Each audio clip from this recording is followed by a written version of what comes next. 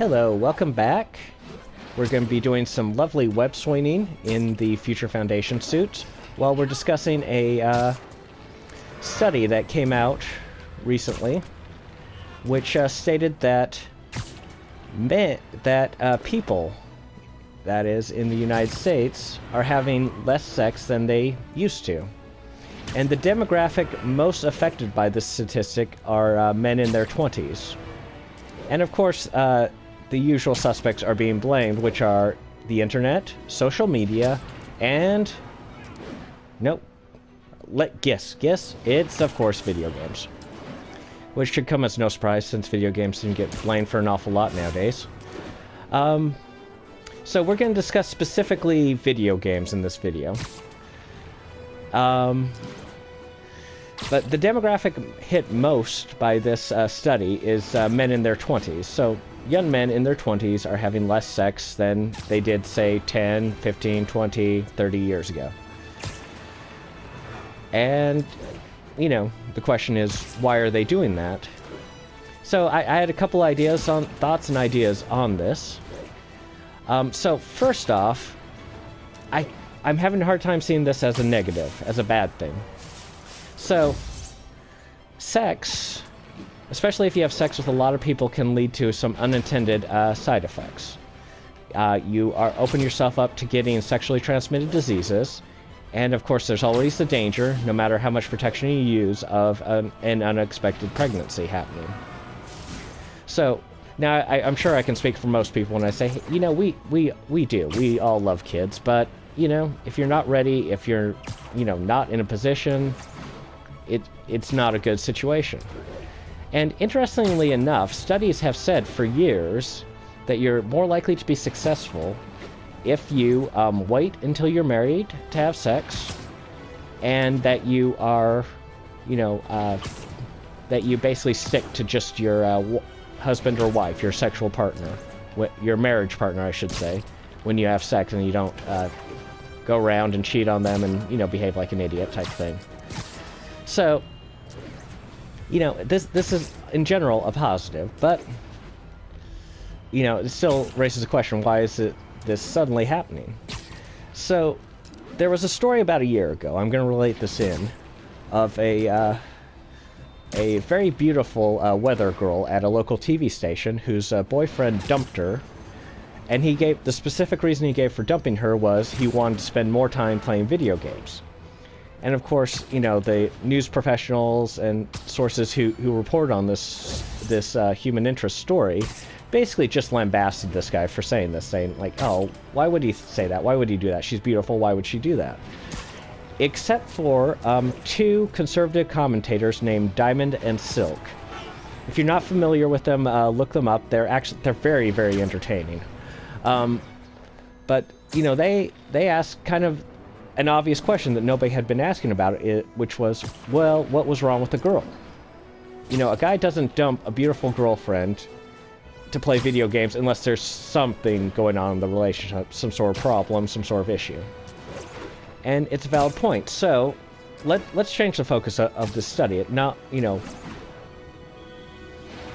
not just, you know, why are men choosing video games over having sex, but what are video games offering to a man in a relationship let me rephrase. What do video games offer to a man that a relationship with a woman isn't offering? And I think that raises some very interesting questions. So, speaking for myself, based on personal knowledge, I've had numerous dates. If it was only one date like this, I wouldn't even mention it, but many dates where I'd end up, I'd, you know, be in a nice restaurant. The food was good, but it's food I probably wouldn't, you know, I wouldn't go to the restaurant on my own just because it was so expensive. You know, and I'm sitting there, you know, and I can figure I've spent about $60 for me and my date to eat there.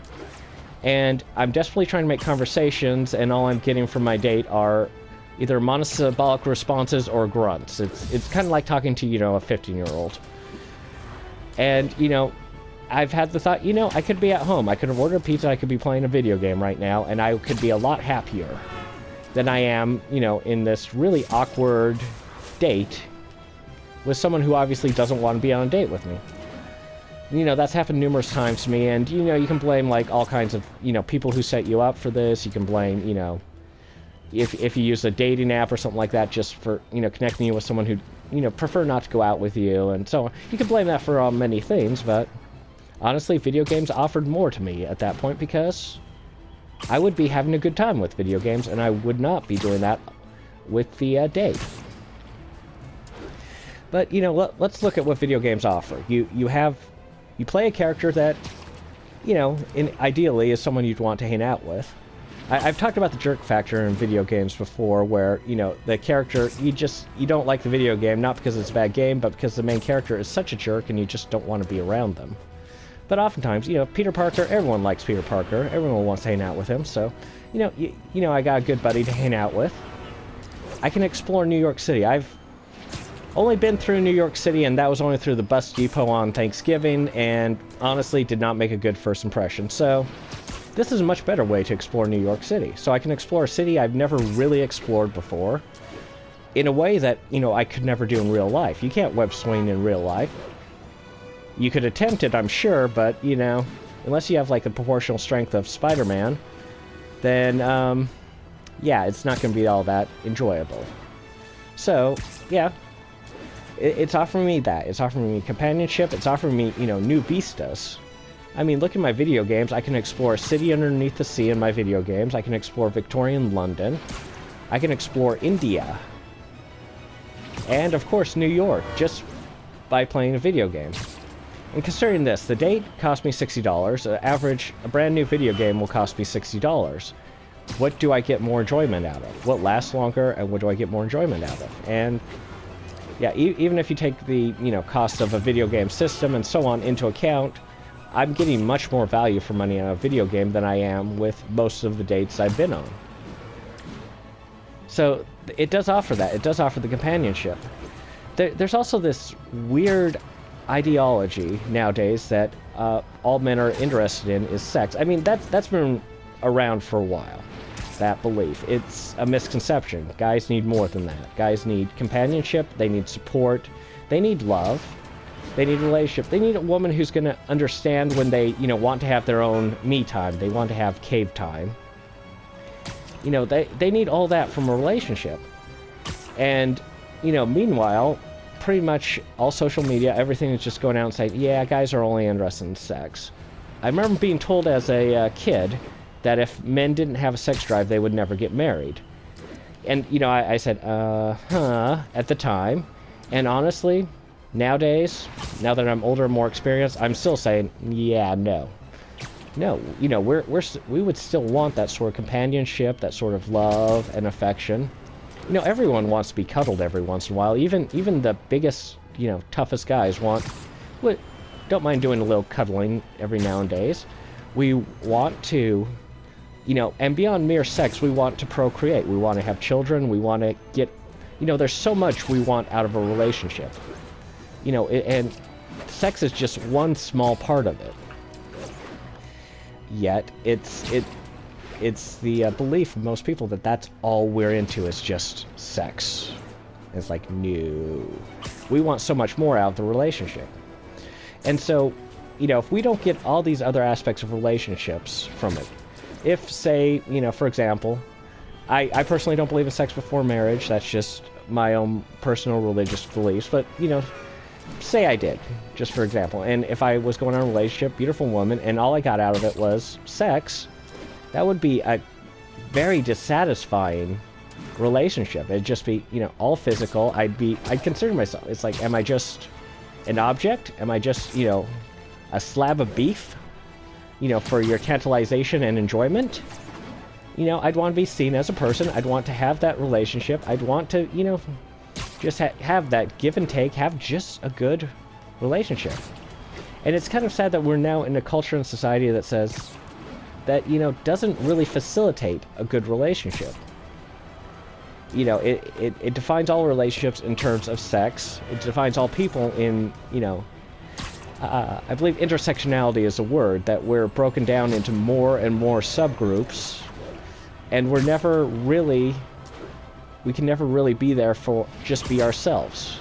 We can, you know, we're a subgroup. If like you're a heterosexual subgroup, you're a skin color subgroup, you're, you know, whatever your religion is another subgroup, and you're just viewed in those terminologies, and it's like, well, can't I be a person? You know, why must I be in the subgroup? Why must I be defined solely by my sexuality? Or solely by my skin color? You know, it's kind of crazy out there, and this doesn't facilitate a good relationship. I saw actually this really interesting article that a young lady wrote. She's of Asian descent. I forget where exactly in Asia. Japan or China, I would guess, but you know, there's so many Asian countries, I had no idea. Anyway, regardless, where in Asia she's from is not important. The fact that she's Asian is important.